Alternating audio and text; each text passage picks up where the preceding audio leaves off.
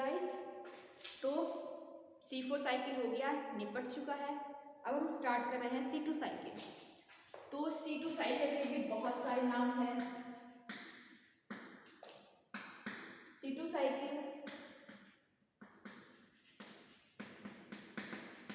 Photo respiration, ठीक है। Photosynthesis में हम रेस्पायरेशन पढ़ने वाले हैं। फोटो रेस्पायरेशन, ग्लाइकोलेट मेटाबॉलिज्म, ठीक है। तो इसकी तीन नाम है। तो देखिए, सबसे पहले इसकी हम डिस्कवरी की बात कर लेते हैं। तो डिस्कवर्ड बाय एम स्टीलर, ठीक है, इन C3 प्लांट्स, ठीक है। C3 प्लांट्स में एम स्टीलर ने खोज की थी। फिर फोटो रेस्पायरेशन इसको नाम दिया था। एक्चुअल में इसका नाम फोटो रेस्पायरेशन नहीं, ठीक है। तो ये फोटो रेस्पायरेशन नाम दिया था टायो एंड डेकर ने, ठीक है। फोटो रेस्पायरेशन नाम दिया था इसको टायो और डेकर ने। अब देखिए, इसको C2 साइकिल क्यों बोलते हैं। तो इसमें क्या है, फर्स्ट स्टेबल प्रोडक्ट है वो है हमारा 2 कार्बन कंपाउंड, ठीक है।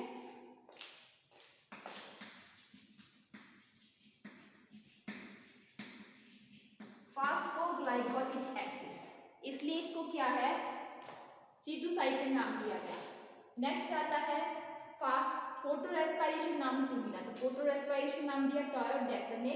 तो इसमें क्या होता है, बेसिकली लाइट, प्लांट्स की बात करें तो सूरज की रोशनी में या हम कहें रोशनी में वो क्या करते हैं, फोटोसिंथेसिस का काम करते हैं। और रात के टाइम में क्या करते हैं, सनलाइट की एब्सेंस में रेस्पायरेशन का काम करते हैं। लेकिन यहाँ क्या हो रहा है, लाइट की प्रेजेंस में रेस्पायरेशन का काम हो रहा है, इसलिए इसको क्या बोलते हैं, फोटो रेस्पायरेशन बोलते हैं।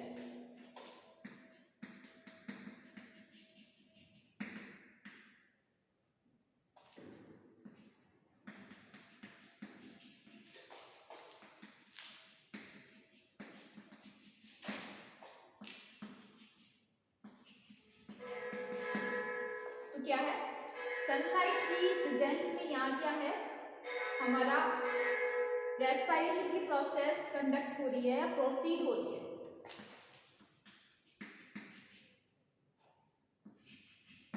ठीक है। इसलिए इसको क्या कह रहे हैं, फोटो रेस्पायरेशन कह रहे हैं।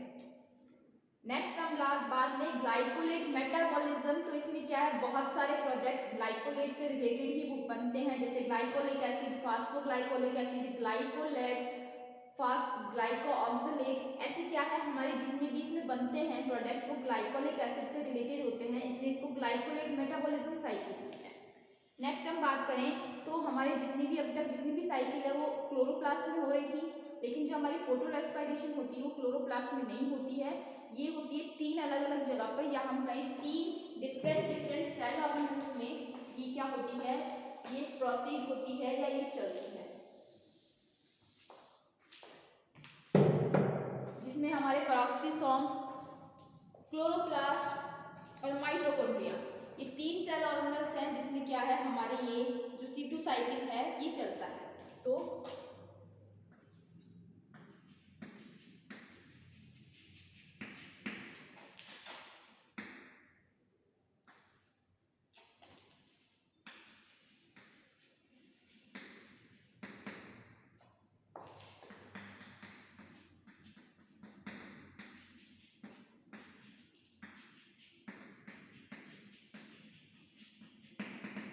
माइटोकॉन्ड्रिया ये हमारी 3 है जिनमें क्या है ये साइकिल चल रहा है, ठीक है। तो अब देखिए साइकिल बना लेते हैं। तो एम स्टीलर ने इसकी खोज की, टायो और डेकर ने इसको नाम दिया। इसमें जो पहला प्रोडक्ट है 2 कार्बन कंपाउंड है, इसलिए इसको क्या बोलते हैं, C2 साइकिल बोलते हैं। जितने भी इसमें प्रोडक्ट बनने वाले हैं वो क्या है, ग्लाइकोलेट से रिलेटेड है, इसलिए इसको ग्लाइकोलेट मेटाबॉलिज्म साइकिल बोलते हैं, ठीक है। तो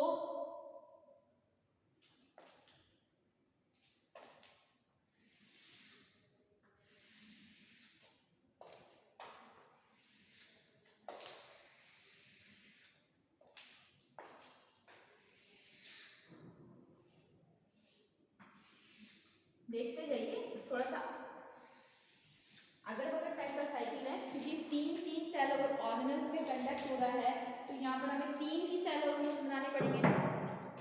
तो ये वाला पहला है हमारा डबल मेम्ब्रेन स्ट्रक्चर, यानी हम बात करें कि ये है हमारा क्लोरोप्लास्ट। ठीक है, ये कौन है? क्लोरोप्लास्ट के लिए। बीच वाला कौन सा है? हमारा पेरोक्सिसोम, और ये वाला है हमारा माइटोकॉन्ड्रिया। ठीक है, तो देखिए ये जो हम C2 साइकिल की बात कर रहे हैं,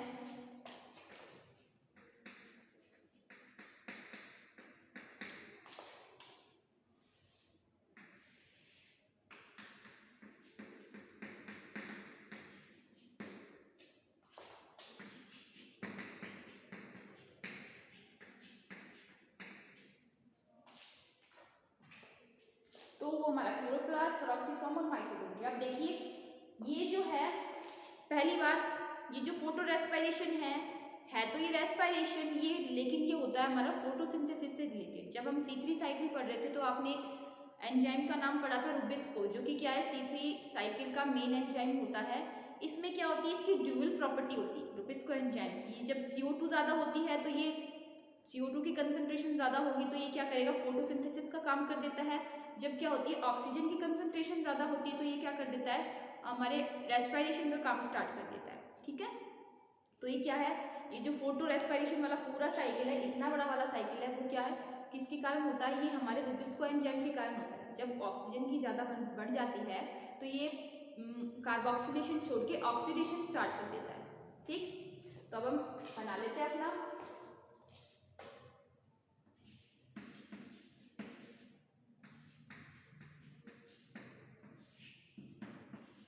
ये हमारा C3 साइकिल है, और जब O2 की कंसंट्रेशन ज्यादा होगी तो ये क्या है, रुबिस को क्या करेगा, ऑक्सीडेशन स्टार्ट कर देगा।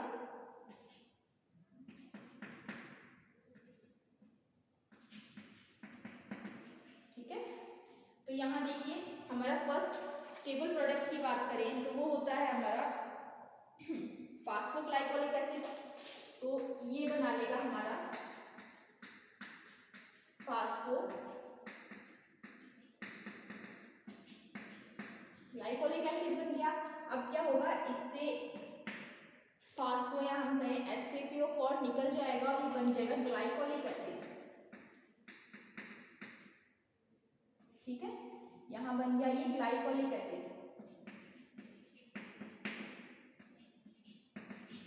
अब ये ग्लाइकोलिक एसिड क्या करेगा, डिफ्यूज होकर चला जाएगा पेरोक्सिसोम में। अभी हम सिर्फ इसकी मेन बातें देख रहे हैं, कितने ATP कितने NADPH यूज हुए इनको हम बाद में लिखेंगे। ठीक है, तो ग्लाइकोलिक एसिड किस में आ गया, डिफ्यूज होकर हमारा आ गया पेरोक्सिसोम में। ठीक है, अब पेरोक्सिसोम में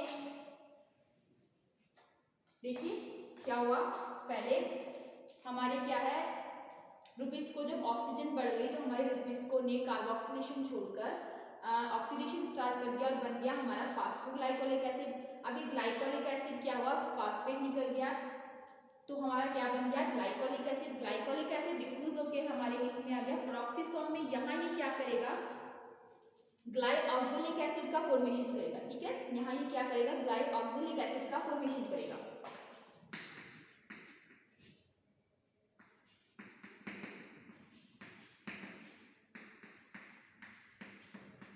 अब ये क्या करेगा, सीरीन्स के साथ रिएक्शन करके ग्लाइसिन का फॉर्मेशन करेगा।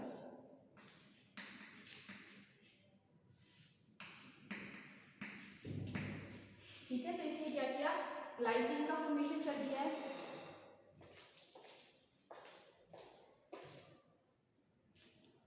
हाँ, तो देखिए अब हमारा ग्लाइसिन बन गया है।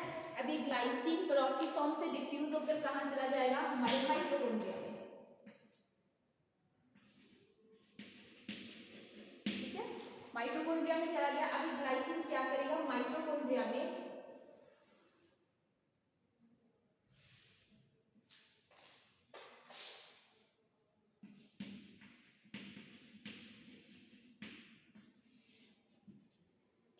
यहाँ माइटोकॉन्ड्रिया में ग्लाइसिन फॉर्मेशन करेगा सीरीन का, ठीक है, सीरीन का फॉर्मेशन कर लिया।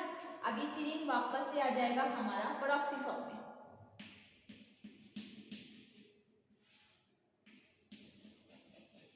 आगे अब देखिए ग्लाइसिन सीरीन यहाँ भी है, सीरीन यहाँ पर भी है, पर इसका भी देखेंगे।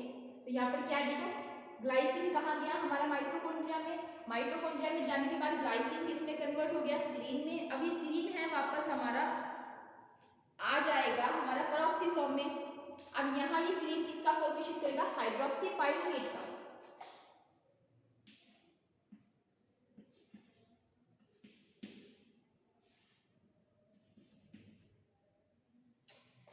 एक मिनट रुकिएगा।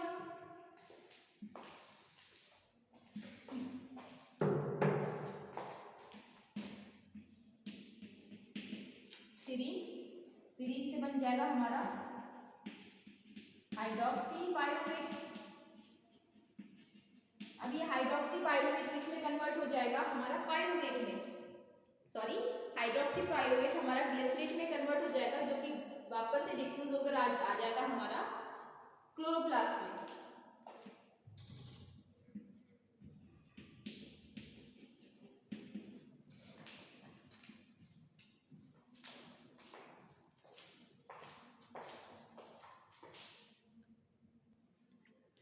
अब देखिए ये जो हमारा ग्लिसरेट है जो पेरोक्सिसोम में है वो आ गया क्लोरोप्लास्ट में डिफ्यूज होकर, यहाँ पर ये बन गया। अभी ग्लिसरेट क्या करेगा, पीजीए का फॉर्मेशन करेगा, ठीक है, पीजीए का फॉर्मेशन करेगा। बस देखिए इतना सा साइकिल है, बस छोटा सा है ना, छोटा सा साइकिल। तो अब हम देखिए ये तो हमारी होगी मेन बात। अब हम कौन से एंजाइम्स यूज होंगे, कौन सी कहाँ पर क्या चीज होगी, अब हम वो लिख लेते हैं। सबसे पहले क्या है, हमारे आरयूबीपी ने इसकी ड्यूअल प्रॉपर्टी होती है, जब CO2 ज्यादा होती है तो ये क्या करता है, हमारे कार्बोक्सिलेशन का काम स्टार्ट कर देता है, और जब ऑक्सीजन ज्यादा होती है तो ये ऑक्सीडेशन का काम स्टार्ट कर देता है। तो क्या होगा, ऑक्सीजन की कंसंट्रेशन बढ़ी तो इसने ऑक्सीडेशन का काम स्टार्ट कर दिया और बना लिया हमारा फास्फोग्लाइकोलिक एसिड, ठीक है।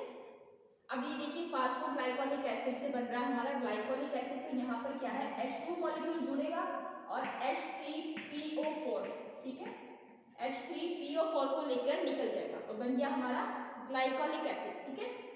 अब ग्लाइकोलिक एसिड ये ग्लाइकोलिक एसिड आ गया हमारा किसमें, पेरोक्सिसोम में। अब देखिए यहाँ पर क्या होगा, हमारे O2 मॉलिक्यूल जुड़ेगा और H2O2, ठीक है। यहाँ पर एक प्रोसेस होती है H2O2 के टूटने की और H2O2 के बनने की प्रोसेस होती है, ठीक है। तो यहाँ पर हमारा ऑक्सीजन जुड़ेगा, H2O2 निकलेगा, H2O2 वापस टूटेगा, ऑक्सीजन बनेगा, ऐसे जुड़ता रहता है, ठीक है। तो फिर बन गया हमारा ग्लाइकोलिक एसिड और सीरीन। तो इसने बना लिया हमारा ग्लाइसिन। ग्लाइसिन कहाँ गया, हमारा माइटोकॉन्ड्रिया में। अब देखिए यहाँ पर ये NH3 रिलीज करता है और CO2 रिलीज करता है। तो यहाँ पर डीकार्बोक्सिलेशन और ट्रांसएमिनेशन की प्रोसेस होती है। और देखिए यहाँ पर क्या होता है, हमारा NADPH2 का फॉर्मेशन होता है। NADP से NADPH2 का फॉर्मेशन हुआ, NH3 निकल गई, CO2 निकल गई और क्या हो गया, देखिए हमारे डिहाइड्रोजनेशन का प्रोसेस, सॉरी हमारे यहाँ पर देखिए NADPH2 बन रहा है, ट्रांसएमिनेशन की प्रोसेस हो रही है और डीकार्बोक्सिलेशन की प्रोसेस हो रही है। इसके बाद हमारा सीरीन बना, सीरीन माइटोकॉन्ड्रिया से कहाँ आ गया, पेरोक्सिसोम में। पेरोक्सिसोम में इसने क्या किया, हाइड्रोक्सी पाइरुवेट का फॉर्मेशन किया है। अब जब ये ग्लिसरेट बना रहा है ना तो क्या होगा, यहाँ इस पॉइंट पर क्या होगा, हमारे NADPH2 क्या रिडक्शन होगा। तो आप थोड़ा ध्यान से ये वाले पॉइंट की बात कर रहे हैं, यहाँ पर क्या होगा, हमारे NADPH2 से क्या बनेगा, हमारा NADP बन जाएगा, ठीक है। वहाँ NADPH2 बना, यहाँ पर खत्म हो गया। इसके बाद क्या है, हमारा जो ग्लिसरेट है वापस से डिफ्यूज होकर कहाँ आ जाएगा, क्लोरोप्लास्ट में। क्लोरोप्लास्ट में आके वो पीजीए का फॉर्मेशन करेगा। पीजीए के फॉर्मेशन के दौरान यहाँ पर, ठीक है, ग्लिसरेट और पीजीए के फॉर्मेशन के दौरान हमारा क्या होगा, एक एटीपी का हाइड्रोलाइसिस होगा, जिससे क्या बनेगा, हमारा एटीपी,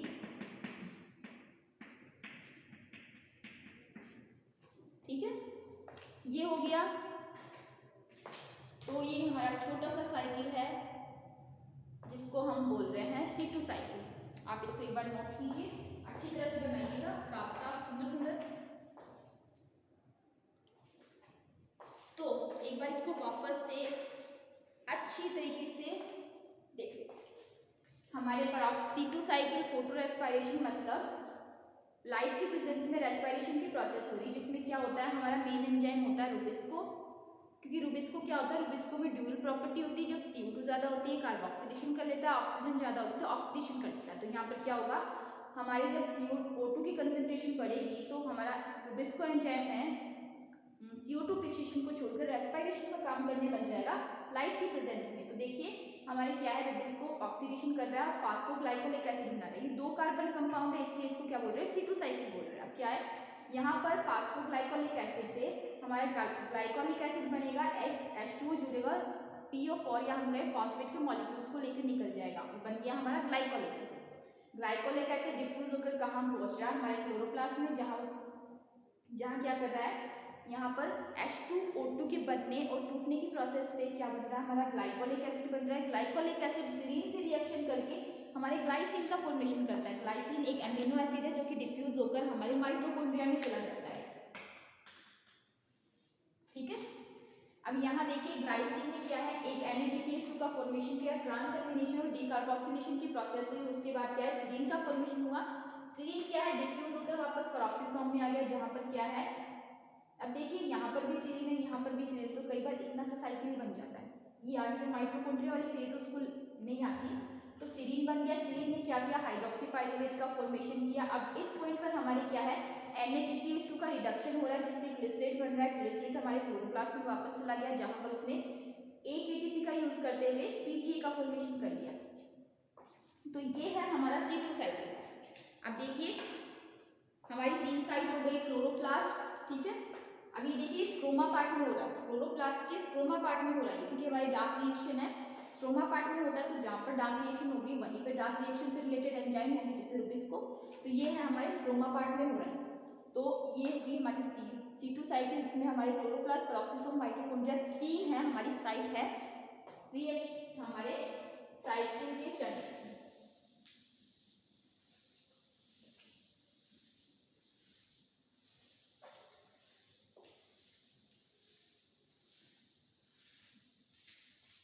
तो देखिए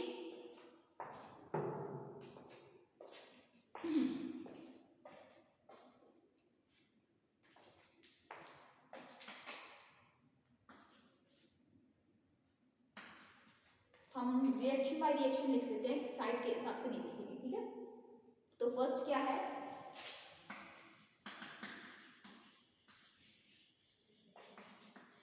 O2 की प्रेजेंस में क्या करता है, रुबिस्को क्या है, हमारे ऑक्सीडेशन का काम स्टार्ट कर देते हैं। तो in the presence of oxygen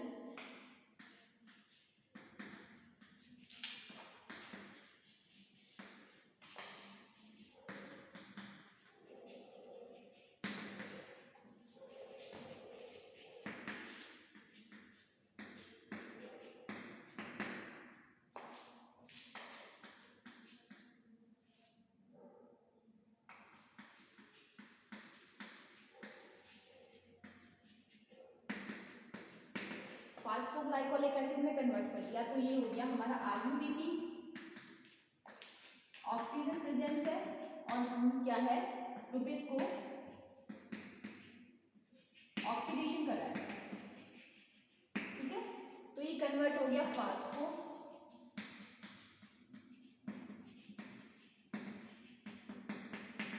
glycolic acid में कन्वर्ट हो गया।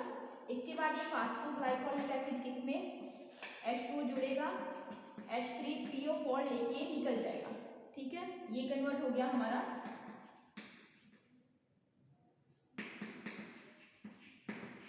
ग्लाइकोलिक एसिड में। अभी ग्लाइकोलिक एसिड आ गया हमारा, अभी किसमें, क्लोरोप्लास्ट में, ये आ जाएगा हमारा माइटोकॉन्ड्रिया में, सॉरी पेरोक्सिसोम में। तो अब ये है ठीक है, ये डिफ्यूज होके कहाँ आ जाएगा, हमारे पेरोक्सिसोम में। तो अब हम पेरोक्सिसोम वाली स्टेज स्टार्ट कर रहे हैं।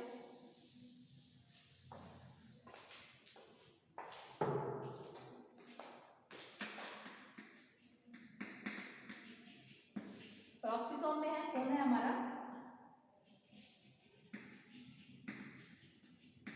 Glycolic acid. ठीक है, अभी ग्लाइकोलिक एसिड कहाँ जाए, यहाँ पर होगा हमारे O2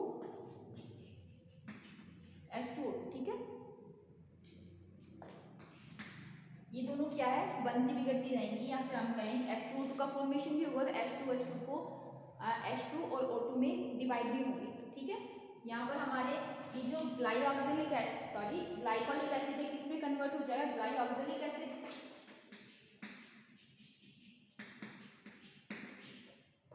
ठीक है, फिर ग्लाइऑक्सिलिक एसिड सीरीन के साथ रिएक्शन करेगा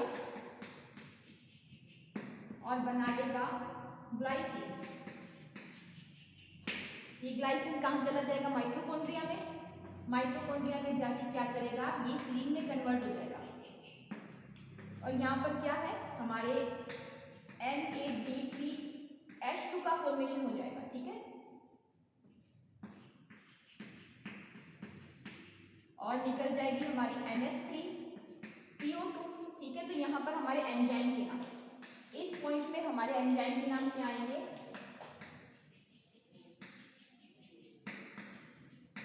ट्रांसएमिनेशन, डीकार्बोक्सिलेशन।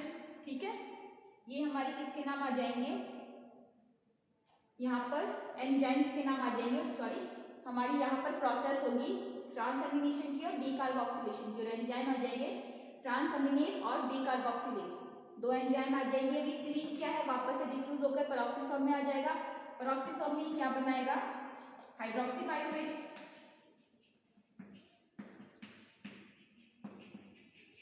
ठीक है, हाइड्रोक्सी पाइरुवेट का फॉर्मेशन कर लिया।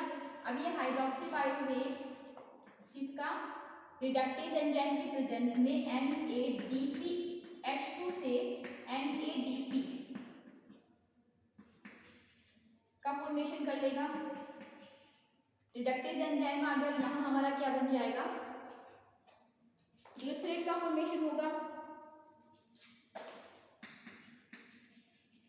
ठीक है, अब देखिए यहाँ पर जब हाइड्रोक्सी पाइरुवेट से हमारे ग्लिसरेट का फॉर्मेशन होता है तो अल्फा हाइड्रोक्सिक एसिड रिडक्टेज एंजाइम हमारा काम करता है। यहाँ पर अल्फा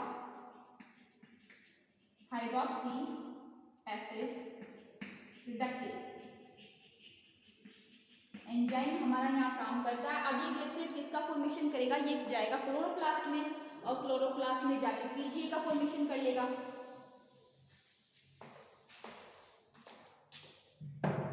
किसका, अभी ग्लिसरेट आ गया क्लोरोप्लास्ट में, क्लोरोप्लास्ट में यहाँ ये एक एटीपी का यूज करेगा और किसका फॉर्मेशन कर लेगा, ये हमारे पीजीए का, और साइकिल लगातार चलती रहती है। तो ये हो गया हमारा C2 साइकिल।